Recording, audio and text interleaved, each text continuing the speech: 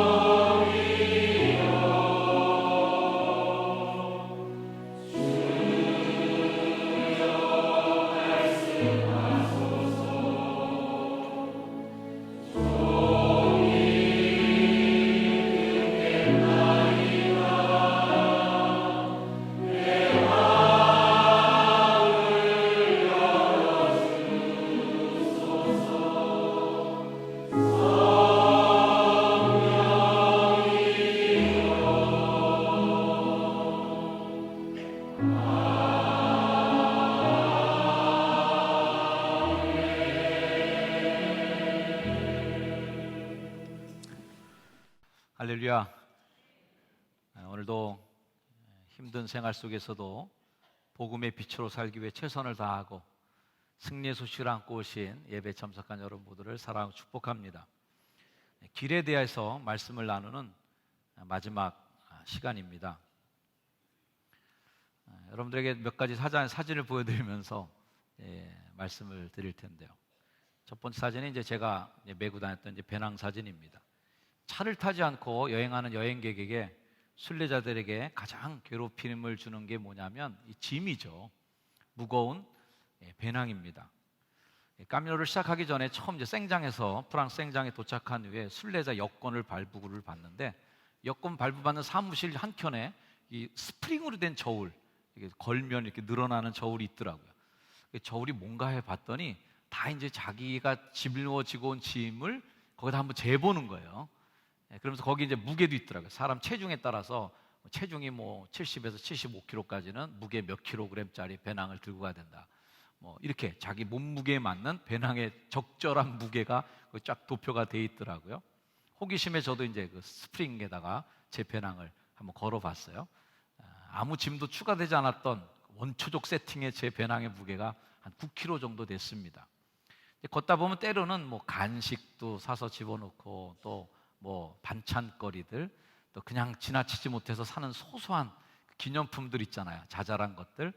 이 짐에서 줄진 않았을 거예요. 아마 늘면 늘었지 아마 줄진 않았으리라고 생각합니다. 어림잡아 한 10여 킬로 정도 되는 짐을 짊어지고 다니지 않았나 이런 생각을 합니다.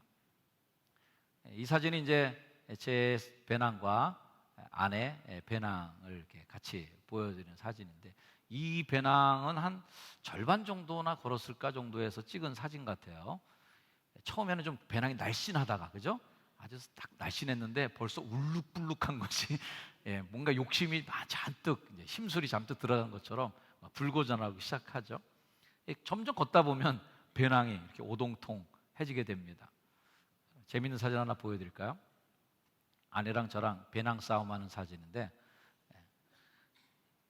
제가 이제 한 번은 배낭을 짊어지려고 앞에도 하나 지고 뒤에도 하나 이렇게 짊어졌는데, 보니까 안 되겠더라고요. 애따 모르겠다, 너 다시 가져가라. 그래서 주는 장면이 저 장면입니다. 아무 장면도 안 나오고 내가 얘기하고 있네요 지금. 아유 머쓱해라. 그 사진을 못 찾았어요? 나올 때까지 좀 기다려야지 굉장히 쑥스러워지는데요. 배낭을 서로 이렇게 짊어질 수가 사실 없더라고요. 처음에는 좀 의리를 지키려고 했었는데 가면 갈수록 이제 딱 독이 올라오죠. 절대로 내 짐을 남에게 이렇게 남의 짐을 내 짐에다 넣지 않겠다라는 각오. 부부도 없어요 그럴 때는. 부부도 없더라고요. 그래서 서로 신경전을 살짝 벌이면서 네 물건은 네가 챙겨라. 네 욕심으로 갖고 온 물건이니까 내가 챙겨야 된다. 이렇게 이제 합니다. 제가 첫날을 걷는데 한 청년을 만났어요. 한 청년이 제 앞에서 길을 걷고 있는데 가방이 어마어마하게 큰 거예요. 그 뒤에 뭐 이상한 것도 막 매달려 있고 많이 주렁주렁 달려 있어요. 그 중에 하나 이제 벤치 같은 것도 하나 매달려 있었고 나중에 물어봤어요. 사귄 다음에 도대체 그 뭐냐 그랬더니 악력기를 갖고 왔다는 거예요. 악력기. 처음에 떠날 때는 뭐 가면 이제 운동도 하고 뭐 이런 생각을 한 거죠. 운동은커녕 걸어가기도 힘들어 죽겠는데 무슨 놈이 악력기입니까? 하여튼 그렇게 파리파리 싸운 거예요. 배터리 팩도 굉장히 고용량 배터리 팩 갖고 왔죠. 거기다가 뭐 보니까 스킨도 한두 가지가 아니에요. 여러 가지 저런 스킨도 뭐 얼굴 팩. 이 사진 나오고 나서 얘기를 했어야 되는데 계속 그냥 놓으세요. 계속 사진 나오니까 사진 보여주시면 됩니다. 나중에는 그 친구가 결국은 자기 짐을 산티아고로 붙였어요. 우체국 소포로. 자기 짐 다 쓰잘데없는 것들이 많이 있는 걸 느낀 거예요. 그때 싸갖고 소포로 산티아고로 보내고 자신은 이제 최소한의 짐만 들고 걸어가더라고요. 이러다 보니까 이제 배낭 뭐 남의 배낭 내가 매줄 처지는 아니죠. 배낭 싸움을 이렇게 합니다. 사진 보여주세요. 네.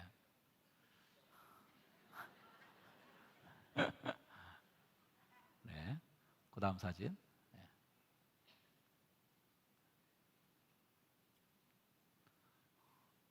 되게 오늘 이렇게 안 맞고 있어요. 그 다음 사진. 이건 아까 많이 봤어요. 일로 넘어가는 거예요 이게. 순차 진행이 안 되네. 가겠습니다. 또. 순례길 걷다 보면은 조금씩 요령이 생기기 시작하면서부터 밥을 한국식 밥을 해 먹으려고 하는 노력을 합니다. 조금이라도 이제 한국식 입맛에 맞는 음식을 먹고 싶은 거죠. 이 사진을 찍은 걸 제가 어저께 고르면서 보니까 25일째 찍은 사진이에요. 그러니까 이 고추장 튜브를 25일 동안 제가 짊어지고 다닌 거예요. 미련한 짓 한 거죠. 빨리 먹어 치웠어야 되는 건데 이걸 빨리 먹어야 되는데 계속 배낭 밑에다가 최후의 일격을 위해서 계속 숨겨두고 있었던 물건이었습니다. 짐이 되었던 거죠. 그 다음 사진을 보여드리면 입맛에 맞는 음식을 찾다 보니까 병에 든 음식을 하나 찾았어요. 고기 같은 거 먹다 보면 이제 느끼해지니까 어떻게든 좀 매운맛을 좀 보고 싶은데 매운맛이 찾을 길이 없으니까 보니까 슈퍼마켓에 이렇게 생긴 물건이 있어서 호기심이 나서 한번 사봤더니 야 대박이에요. 그래서 그 병을 굉장히 많이 사 먹었습니다. 고기 먹을 때마다 이거 사다가 먹었어요. 근데 문제는 한 병을 다 한 번에 다 먹지 못하는 거예요. 이 아까운 고추, 이 맛있는 고추를 또 짊어지고 가야 되는 거예요. 그래서 한 번 먹고 나서 또 짊어지게 되고요. 그 다음 사진을 보여드리면 이것도 한번 사 먹어봤는데 이것은 완전히 실패했습니다. 이거 아스파라거스라고 부르나요? 뭔가 이것도 고추 맛 같은 맛을 기대하며 샀더니 영 아니었어요. 그래서 한 2개 정도 먹고 그냥 다 버린 요리가 됐고요. 요리를 하게 되는데 사진을 보여드리면요, 정현수 목사 요리하는 장면을 여러분 보고 계십니다. 이렇게 해먹다 보니까 필요한 게 많이 생기는 거예요. 소금 있어야죠, 후추 있어야죠. 그 다음에 고춧가루도 팔더라고요. 그래서 고춧가루. 그래서 이렇게 저렇게 양념통 생기기 시작하면서 이게 요리를 해 먹어야 되니까 이런 것들이 자꾸 이제 늘어나기 시작하는 거예요.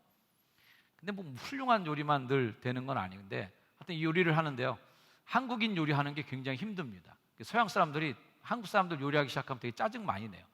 우리는 요리 시간이 길어요. 일단 볶아야지, 끓여야지, 그 다음에 밥을 하는데도 뜸 들여야지, 오랫동안 그 불구멍 하나를 우리가 차지하고 앉아 있어야 되는 거예요. 그러니까 사람들이 쭉 기다립니다. 서양 사람들은 의외로 요리가 간단해요. 그 스파게티 면 하나 삶으면 이제 끝이야, 요리. 그런 다음에 뭐 토마토 소스 넣은 다음에 볶아버리면 끝나는데, 우리는 일단 일식 3찬 4찬은 돼야 돼요. 밥 해야죠, 국 끓여야죠, 볶아야죠. 이렇게 하니까 막 불구멍을 다 차지하고 있어야 돼요. 이런 민폐를 좀 끼치게 되는데 치열한 식탁 장면입니다. 요리를 이렇게 완성했는데 다음 사진 보여드리면, 요건 참 요리라고 하기엔 좀 민망한 식사네요. 제가 이 사진을 이렇게 보면서 이걸 보니까 지금 주면 안 먹을 것 같아요. 마치 반려견에게 주는 음식 같은 느낌이 딱 들더라고요. 이거 반려견이 먹었던 걸 내가 왜 먹었던가, 하여튼 이런 생각이 들 정도로, 하여튼 조금이라도 그래도 한국의 입맛에 맞는 라면에다가 밥을 말아 먹는 한이 있더라도 이런 음식을 이제 많이 찾게 되는 거예요. 자, 다음 사진 보여드리면, 그러다 보니까 지금 요리를 보여드리는 게 아니라 옆에 있는 병을 보여드리려고 그러는 거예요. 병 하나는 그 연겨자 소스라고 그러나요, 요즘? 스테이크 같은 거 먹다 보면 이렇게 뭐 겨자 같은 거 발라 먹는 거 요즘에 스테이크 집에서 많이 주는데, 요거, 그 다음에 한 통은 아까 얘기한 그 고추 들어있는 겁니다. 이런 식으로 이제 병 양념을 사는 거예요. 그러다 보니까 이제 사정이 어떻게 되냐면, 이 병들이 하나, 둘, 셋, 넷, 다섯 개, 여섯 개 모여지기 시작하면서 제 가방에 들어가는 비닐봉다리 안에는 몇 개의 병이 들어가게 된 거예요. 결정타가 뭐였냐면 다음 사진이에요. 느끼하니까 샐러드를 먹는데 여러 가지 뭐 소스를 뿌려 먹을 수가 없고 발사믹 소스가 맛있더라고요. 식초죠, 간장 식초 같은 거 이렇게 뿌려 먹는데, 결정적인 건 발사믹 소스의 병이 엄청 유리가 두껍다는 게 문제예요. 유리가 두꺼운 게 무게가 장난이 아닙니다.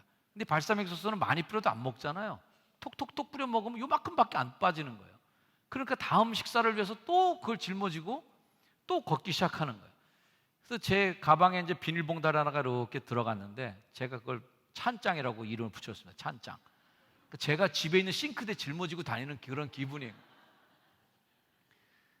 순례길 자체가 이제 무게 전쟁인데 이게 자꾸 추가되는 거예요. 무게 때문에 심지어는 그 뭐 칫솔도 반으로 잘라갖고 쓴다는 사람들이 있었습니다. 손잡이 무게가 무거우니까 잘라서 이 칫솔 부분만 갖고 이렇게 찢는 거죠. 또 어떤 분들은 뭐 책 읽는 분들은 자기가 읽은 책은 찢어버리고 안 읽은 부분만 갖고 다닌다, 뭐 이런 전설 같은 얘기들이 많아요. 이렇게 이제 무게의 전쟁인데 저는 찬장을 메고 다녔어요. 어떤 날은 그 아내가 저한테 구박하더라고요. 여보, 이 짐 함부로 두고 다니지 말라 이거야. 남들이 들고 가면 어떡하냐고, 잊어버리면 어떡하냐고. 그래서 가져가라고 그래. 내가 지금 짊어지는 짐도 지금 지기 힘들어 죽겠는데 왜 남의 짐까지 들고 갈 놈이 어디 있겠냐고. 만약에 내 짐을 들어주겠다는 사람이 있으면 가져가시라고 그러라고. 제발 좀, 무거우니까. 이 사진이 이제 아내의 배낭을 메고 가는 장면인데, 길을 걷다 보니까 점점 이 양이 많아져 갖고 이렇게 거의 머리로 위로 솟아올라요. 점점 더 힘들 때는 비 오는 날이죠. 다음 사진 보면 비 오는 날. 저는 더 불쌍한 사진들이 많지만 저를 아무도 안 찍어줬기 때문에 할 수 없이 아내 사진만 계속 나오는 거예요, 여러분. 저는 제 배낭 무거운 거 짊어지고 우비 쓰고 그리고 사진을 찍어주고 있는 중입니다, 제가. 얼마나 힘든 거예요. 이 우비가 이 몸을 가려야 되는데 배낭이 워낙 무겁고 크다 보니까 이 껑충 다 올라가는 거예요, 위로. 다 들려버려서 이 밑으로는 다 이제 비가 다 젖게 되는 뭐 그런 일들도 보게 되고요. 늘 행복한 여러분에게 사진만 보여드렸는데 오늘은 좀 슬픈 사진 하나도 보여드리려고 합니다. 다음 사진. 이렇게 되는 거예요. 너무 힘든 거예요. 너무 힘들어서 정말 주저앉아서 울고 싶은 마음이죠. 그 다음 사진도 이건 아내에게 허락도 안 받았는데 좀 죄송하긴 한데요. 이 사진의 제목은 울고 싶어라. 비가 많이 오던 날이었어요. 그래서 계속 건데 너무 힘든 날이었었는데 비는 추적추적 계속 오고 몸도 떨리고서 이제 차 한 잔 마시려고 카페에 들어가서 이렇게 그 허브차 하나 놓고 있는데 거의 울려고 그러는 것 같아요. 그래서 안쓰러웠던 장면을 제가 또 눈 가리고 있으니까 또 사진 찍어줘야죠. 몰카를 찍어줬습니다. 그 다음 사진 보여드리면 뭐 이러니 울고 싶은 거죠. 네. 발이 아플 때는 이제 등산화를 또 신을 수가 없으니까 등산화. 그다음에 왼쪽에 달려 있는 거는 그 양말입니다. 이 면 양말들이 잘 안 마르더라고요. 그래서 안 마른 양말들은 또 이렇게 집게로 이렇게 찝어갖고 등산 배낭에다 매달고 하루 종일 말려야 돼요. 말리면서 가야 되니까. 뭐 이런 참 덕지덕지 붙은 이 배낭의 모습을 여러분에게 보여드립니다. 정말 최소한의 짐을 들고 걸었다고 생각하는데도 36일 동안 등에 짊어진 그 짐이 욕심의 무게가 끊임없이 순례길에 우리를 괴롭힙니다. 제가 짐 이제 배낭 메고 있는 사진을 한번 페이스북에다 올렸는데 어떤 분이 댓글을 달으시더라고요. 목사님 배낭이 너무 무거워 보입니다. 제가 거기다 또 댓글을 달아드렸어요. 다 제 욕심의 무게입니다. 정말 그래요. 정말 단촐하게 걷는 분들은 정말 짐이 없는데 이것저것 갖고 온 사람들은 그 짐의 무게에 힘겹게 인생의 길을 걷더라는 거죠. 까미노를 걷다 보니까 이제 첫째 날, 둘째 날, 뭐 셋째 날까지는 잘 볼 수 없는 풍경인데 한 3, 4일 지나고 일주일 정도 되니까 갑자기 드러나는 풍경들이 있었습니다. 그건 뭐냐면 이런 사진들이에요. 길가에 버려진 것들이 수택이 나타나기 시작하는 거예요. 앞사진도 있는데요. 이 멀쩡한 그 등산화인데 사람들이 버리는 거예요. 앞에 사진 한번 보여줘 보세요. 네, 오늘 바쁘네요. 아주 방송실에도. 그래요? 사진 하나 없어졌어요? 네, 뒷사진인가요 그러면? 하여튼 등산로 쭉 가는 길에 자기 등산화 무겁다 이거죠. 버리고 간 거예요. 다음 사진 보여주세요. 없네요. 사진 순서가 다 좀 번호대로 안 나오고 있어요. 잘 한번 봐주시길 부탁드립니다. 등산화를 버리고 가는 거예요. 왜 그러냐면 무거우니까. 그래서 내 인생 속에서 정말 이게 꼭 필요하지 않다고 생각되는 것은 다 버리고 가는 것이 그 당시에 어떤 문화였었습니다. 문화로, 이 무게로 인한 압박도 있었지만 이 까미노의 문화라는 것을 걸으면서 깨달은 것 중에 하나는 나와 같은 기간 중에 걷고 있는 그 800km 안에 들어있는 많은 사람들이 있어요. 이 사람들은 다 공동체의 일원이 되는 거예요. 다 같이 한 공동체다. 이런 인원이죠.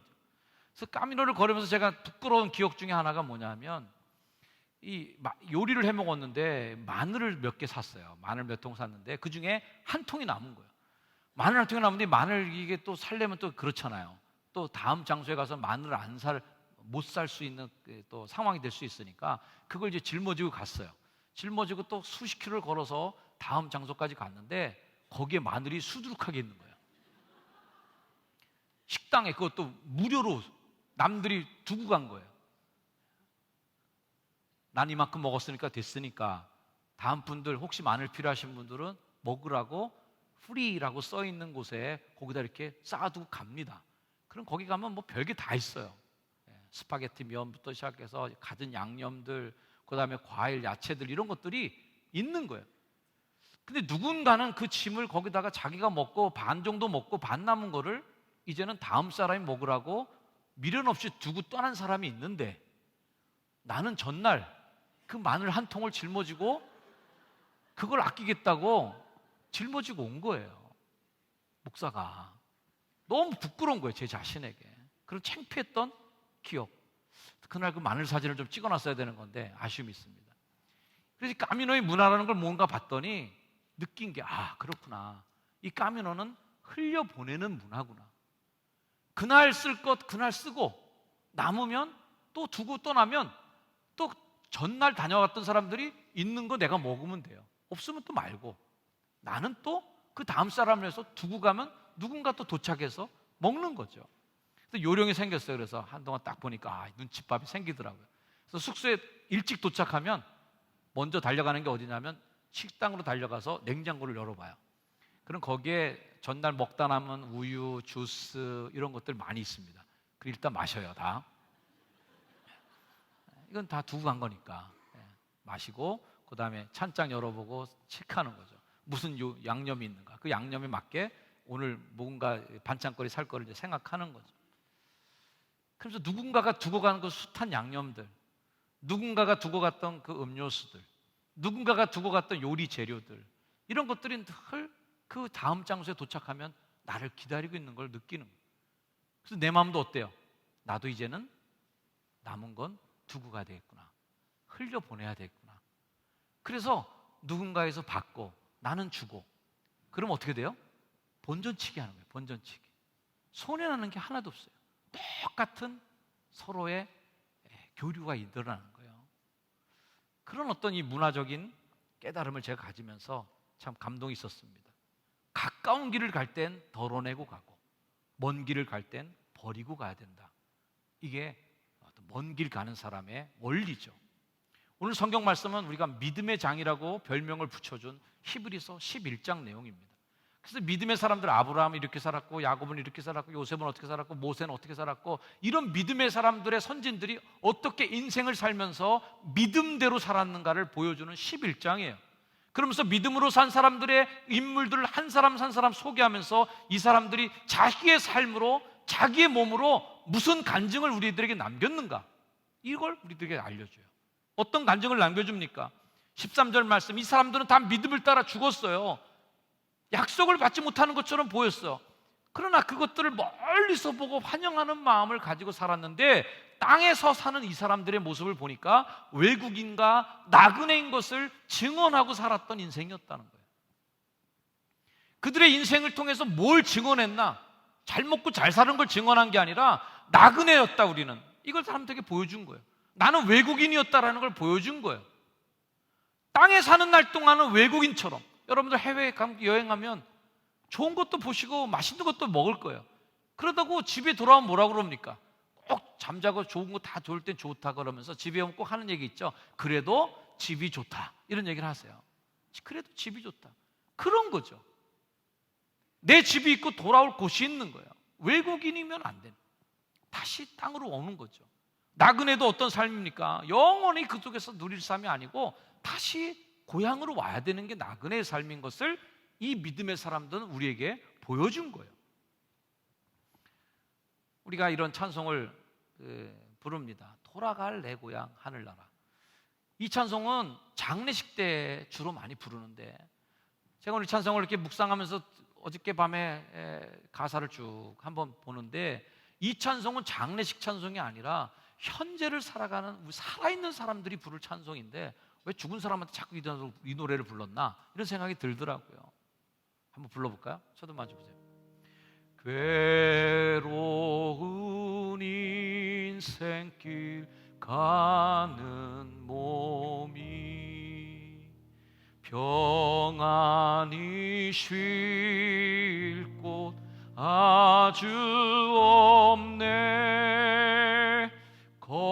걱정과 고생이 어디는 없으리.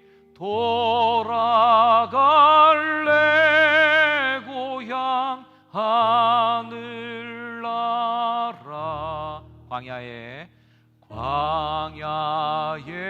찬바람 불더라도 앞으로 남은 길 멀지 않네. 산 넘어 눈보라.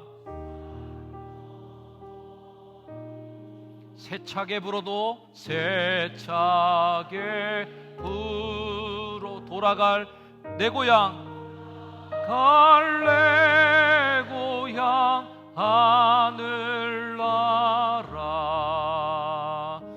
날 구원하신 주 모시옵고 영원한 영광을 누리리라. 그리던 성도들 한자리 만나리. 돌아갈래 고향 하늘나라. 아멘. 돌아갈 내 고향 있는 거예요.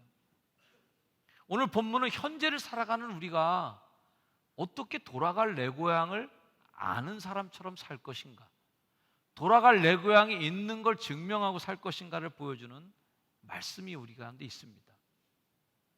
자, 그들은 별명 하나를 갖고 있었던 사람이었다는 거예요. 14절 말씀 같이 한번 읽어봅니다. 시작. 그들이 이같이 말하는 것은 자기들이 본향 찾는 자임을 나타냅니다. 그 믿음의 사람들의 별명은 뭐냐 하면 본향 찾는 자였어요. 자, 우리 자신에게 한번 이렇게 같이 해볼까요? 나는 본향 찾는 자입니다. 바로 성도들의 가슴에 붙인 이름표에는 누구나 다 그 이름이 붙어 있어야 돼요. 본향 찾는 자 정연수. 이 땅에 살지만 본향을 찾아가는 거예요. 2008년 5월 29일자 국민일보에 실렸던 이야기인데요, 우리 잘 아는 그런 들어본 예화입니다. 아프리카 오지 선교사로 오랫동안 나갔던 선교사 노부부가 선교 사역을 다 마치고 이제 다시 고향 땅 뉴욕으로 돌아오는 배를 타고 뉴욕항에 도착했습니다. 수많은 인파들이 있었고 군악대가 팡파르를 울려내고 있었는데, 이억만리 아프리카에서 선교한 나를 위해서 환영 인파가 나왔구나 하는 것으로 기뻐했는데, 군중들의 모습을 보니까 그게 아니에요. 보니까 최초로 뉴욕에서 프랑스 파리까지 무착륙 비행을 했던, 한 번도 안 서고 대서양을 횡단했던 찰스 린드버그라는 사람의 그 횡단을 축하하고 그 사람이 다시 파리에서 뉴욕항으로 돌아오는 것을 축하하던 일이었습니다. 아마 역사적 사건으로 볼 때 1927년 5월 21일자가 될 것 같아요. 그 환영 인파 속에서 그는 묻혀서 내려오죠. 그러나서 아무도 알아보지 못하는, 아무도 환영해 주지 않는 사람들 틈바구니를 지나서 싸구려 삼류 호텔방에 그날 묵죠. 그러면서 하나님 앞에 탄식합니다. 하나님, 전 아프리카 오지에를 가서 평생도록 주를 위해 헌신했는데 저를 위해서는 꽃 한 송이 들고 나온 환영객이 없는데, 비행기 타고 대서양을 횡단한 저 사람을 위해서는 수많은 인파와 꽃다발, 환영 인파, 이 모든 것들이 준비되어 있으니 어떻게 된 일입니까? 너무 억울합니다, 하나님. 그때 이 노부부의 귀에 하나님의 음성이 들려왔습니다. 얘야, 너는 아직 고향에 온 것이 아니다. 이런 말이죠. 이 린드버그가 고향에 돌아올 때 이런 환영을 받았지만 네가 고향에 돌아올 때는 이거는 유도 아닐 거다.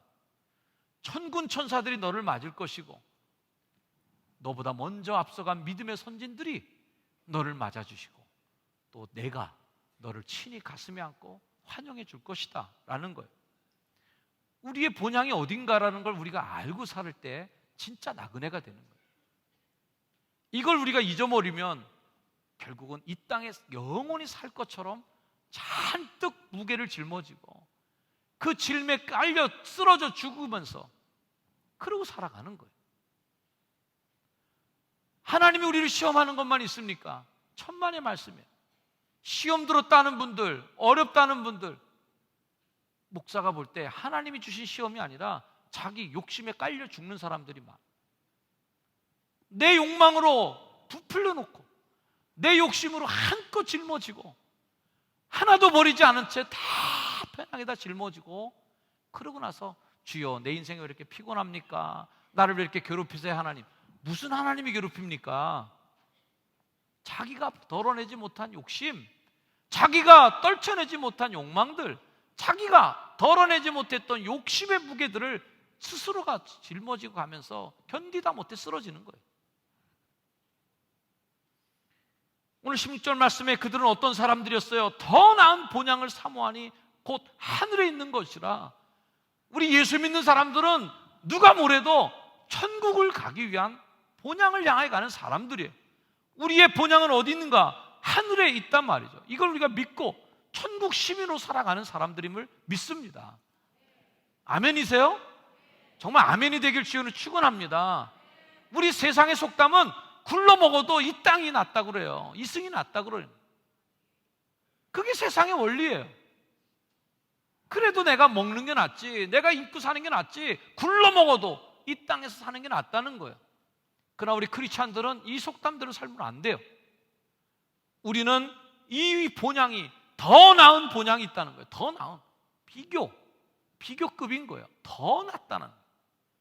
마태복음 14장에 예수님의 천국 비유가 다 뭐예요?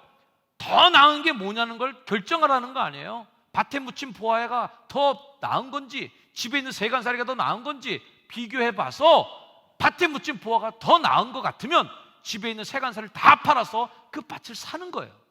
이래야 천국 간다는 거예요.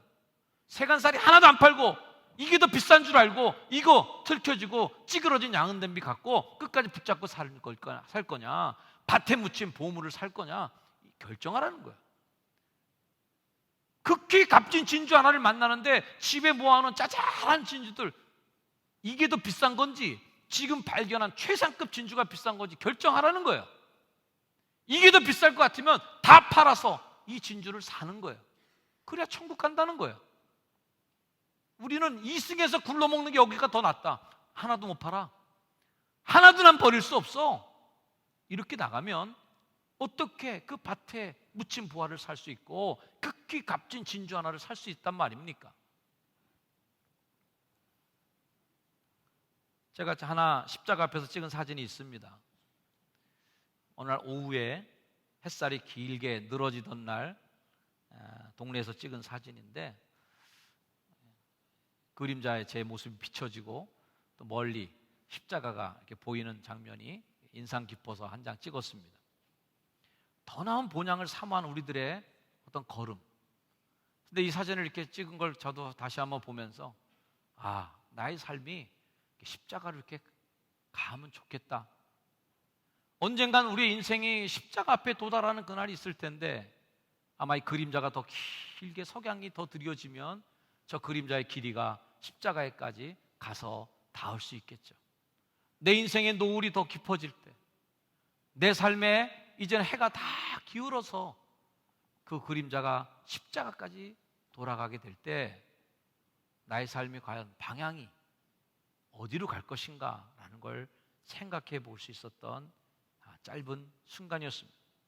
신앙은 천국 소망을 갖고 살아가는 게 신앙인데, 실제로는 이 땅에서 영원히 살 것처럼 모아두고 쌓아두고 움켜쥐고, 그것도 또 모자라서 자식들에게 물려주겠다고 또 온갖 편법을 동원해서 또 상속해 주려고 난리를 치고, 그래서 이 재산이 참 천년 만년처럼 내 자손들에게 물려주길 바라면서 말이죠, 최대한 욕심껏, 최대한 내 욕망껏, 최대한 탈법 불법을 저질러서라도 내 걸 끌어당겨야 되겠다고 하는 이 욕망들이 넘쳐나는 세상 속에서 온갖 부정부패들이 다 이 땅에서 영원히 살 것 같은 사람들에 의해서 저질러지는 거 아니겠어요?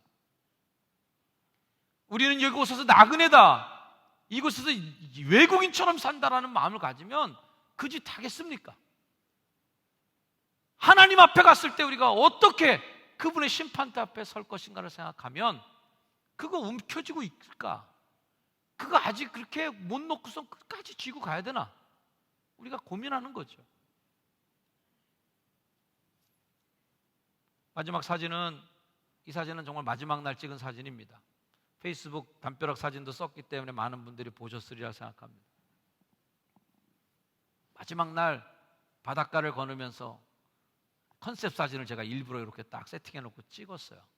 이 사진을 또 본 어떤 분이 댓글을 또 다셨더라고요. 정현수 목사 대서양으로 뛰어들었나? 어디로 갔냐 이거죠.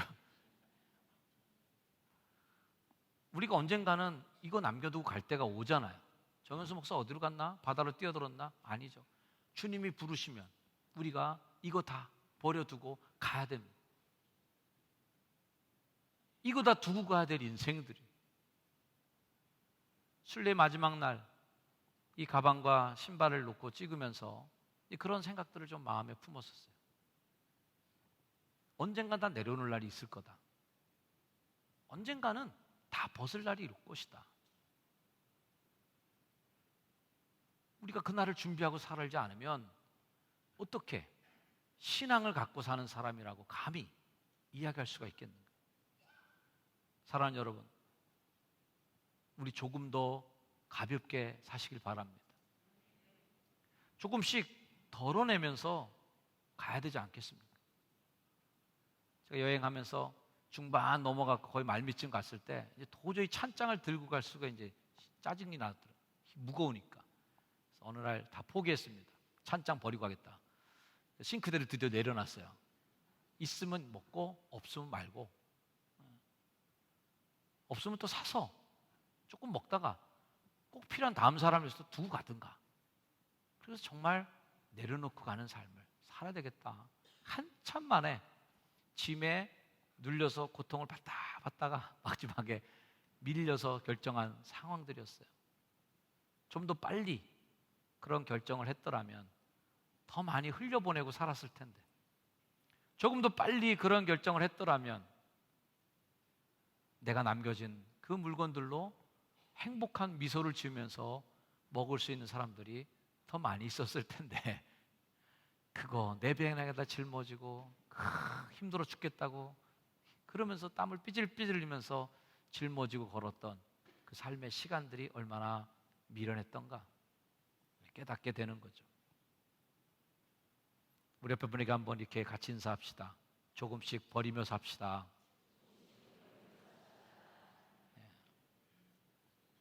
그러면 하나님 우리에게 인정해 주실 거예요.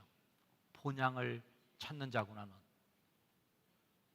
넌 이 땅에서 나그네의 삶을 살기에 자격이 충분하구나.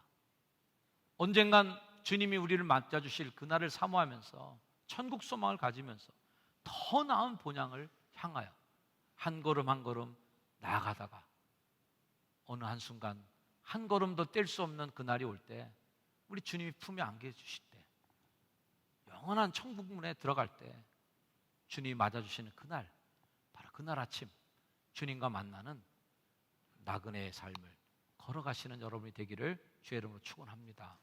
기도하겠습니다. 하나님, 우리가 이 땅에서 나그네의 삶을 살아가고 있습니다. 더 나은 본향, 내가 너를 위하여 거처를 예비하러 가노니 나 있는 곳에 너희도 있게 하노라. 예수님께서 떠나시면서 주셨던 그 말씀을 다시 한번 기억하면서 주님이 준비해 주실 한성, 영원히 주님과 함께 머물 영원한 처소를 바라보며 하루하루의 나그네의 삶을 살아가며 조금씩 더 짐을 덜어내고 조금씩 더 흘려보내며 조금씩 더 내려놓으며 걸어갈 수 있는 지혜로운 인생의 삶을 살게 하옵소서. 예수님의 이름으로 기도드립니다. 아멘.